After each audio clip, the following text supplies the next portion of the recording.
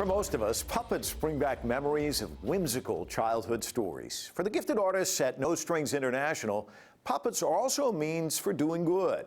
The masterminds behind the original Muppet Show and Fraggle Rock use puppets in the art of storytelling to help children cope in disaster situations. This is the premise of No Strings International, an organization that films puppets dealing with issues like HIV, war, and natural disasters. Their young audiences are then encouraged to interact with the puppets and explore the important messages that children encounter in those films. Their programs have helped kids in Madagascar, Sierra Leone, and refugees affected by the Syrian conflict, teaching them coping skills through the magic of whimsy and imagination.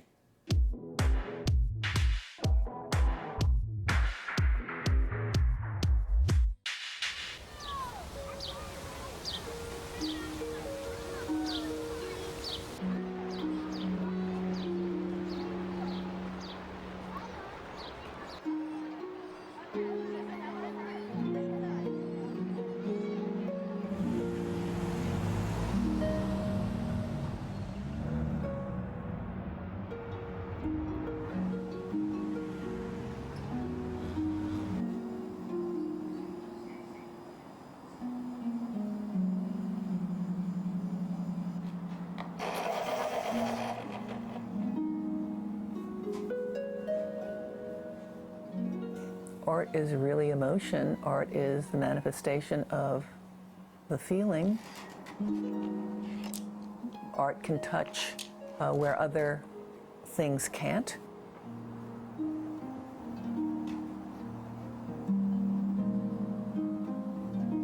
And for kids, one of the things that we've always loved about puppetry is because it's so, even though it's a human form, it's abstracted.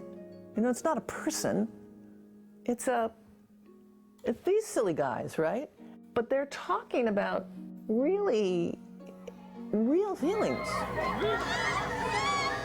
And so when a cathartic moment happens in the story, the children feel it. That looked good, Rob. This is when Wassam starts his own, yeah. What we do is to do what are hopefully life-saving short films for kids around the world, kids at risk. Ooh, we need to lighten up that shot a little bit. And they're all based on the kind of work that we've all been doing all these many, many years in the worlds of television puppetry. She seems to have found a friend. Sarah will be our audience. The show must go on. In many cultures where these films have gone, there has been a wonderful and extensive history of puppetry going way back as a very important art form. And what we have found in many cases is that there is a whole revival of interest in this as an art form. And of course, the wonderful thing about puppetry as an art form is that it encompasses all art forms.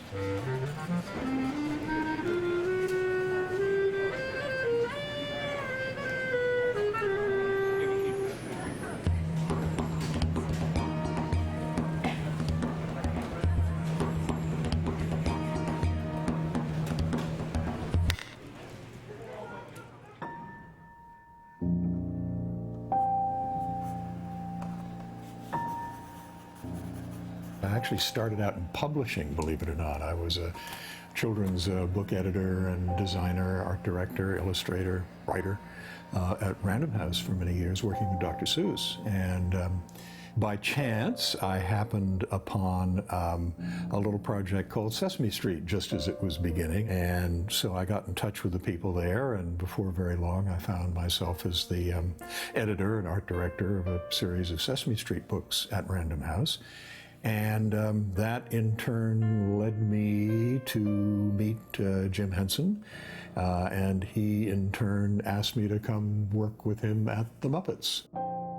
I spent probably a good quarter century or so working in that world, and continued to do that right up to and after Jim died. I finished up a few projects that he and I had been working on, and Then something called 9/11 happened, and we began trying to think of how we might be able to use all of this experience and this expertise that we'd built up over all those decades to do something positive in the face of what we feared would be a truly negative reaction to that horror.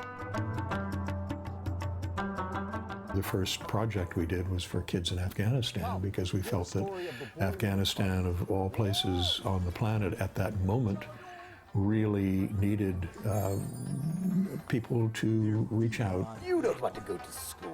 I don't? He doesn't? No. While we certainly didn't change the course of history, we, I think, did manage to change the course of some lives for some kids, and that really was the impetus for No Strings and the work that it's been doing ever since.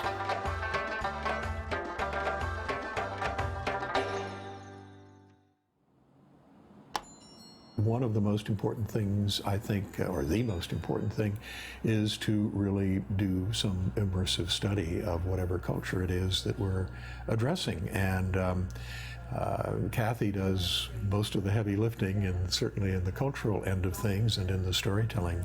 And I delve into the visual side and do a lot of research, not only into how the people in these different areas live and work and look and dress today, but to get some historical perspective so that as we do these projects, we try to reflect not just where people are now, but where they came from. Once in a small village, in a time when real magic could still be found, two groups of people lived uneasily together.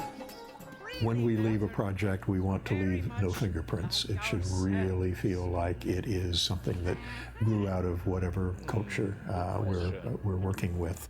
How about you? What would you choose?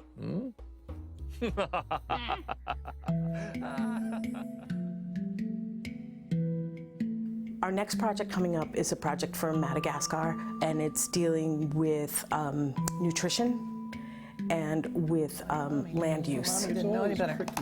We're going to get people together in different groups and start spinning around ideas, and eventually we'll get there, and then we have to talk with people in the field. And we're talking about the two films we're going to do. We're going to do one music video on nutrition. Okay. And that's probably going to be the shorter one. And then the story video is going to be about the environment. In Madagascar, they have one of the highest incidences of malnutrition and stunting, both mentally and physically, in the world. To have better access to diverse food, plant a vegetable garden, raise small animals, chickens, ducks, turkeys. You know, you've got to be really delicate in how you couch these things. And We absolutely certain that there's no finger wagging, there's no, you've been bad by not doing this. This is a bad thing you do. Right. Yeah. Well, my dear, I'm afraid you were right. You are pregnant. But that's not your only problem.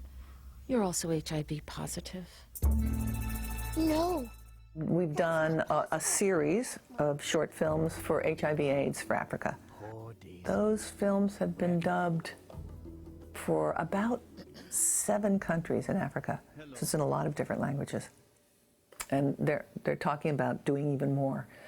Actually, our team, our UK team, our outreach workshop team, just came back from Freetown, Sierra Leone, where they were using one of our old films that we did for Haiti originally that talks about sanitation and public health and that sort of thing, and dubbed it into Creole, and it's now playing in Sierra Leone, where they have similar problems that they have in Haiti.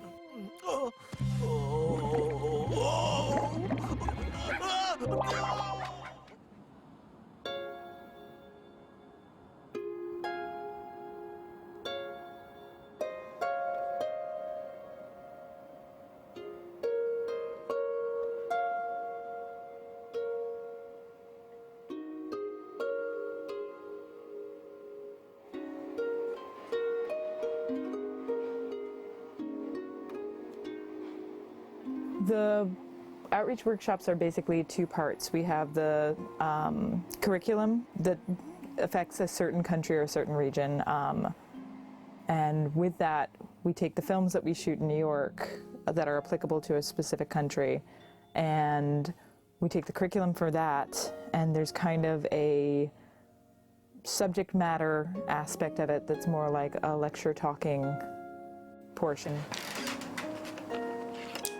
And then there's the puppetry aspect. We are basically teaching that and simple storytelling exercises to basically people who become trainers themselves and keep spreading out the techniques that we teach throughout their communities. And there are people who also work on a day-to-day basis with children. We do our training in the beginning of the week, and then at the end of the week we go into a school. And our students become the teachers and work directly with children. And it is some of the most beautiful experiences I have ever had in my life, is getting to see them transfer their joy and passion to the kids and see the kids just light up.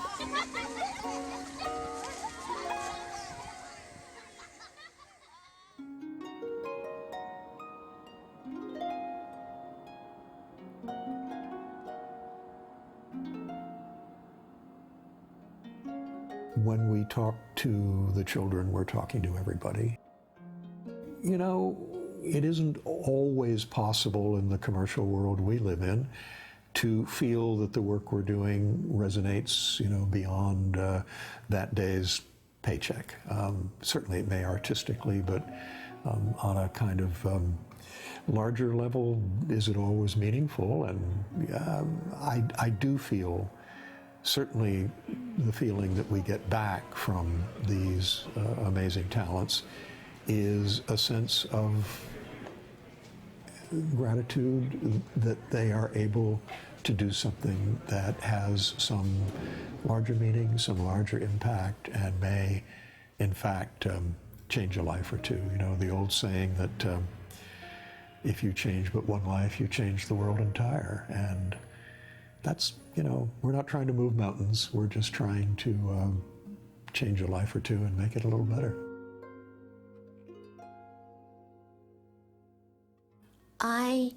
When my dolly talked to me, I felt better, because I had a friend that I could tell everything to. And it made my heart feel better. Can you say, let's take it full frame with some excitement? Yeah. Let's take it full frame with excitement. I made it funny. I did. See you later on Full Frame.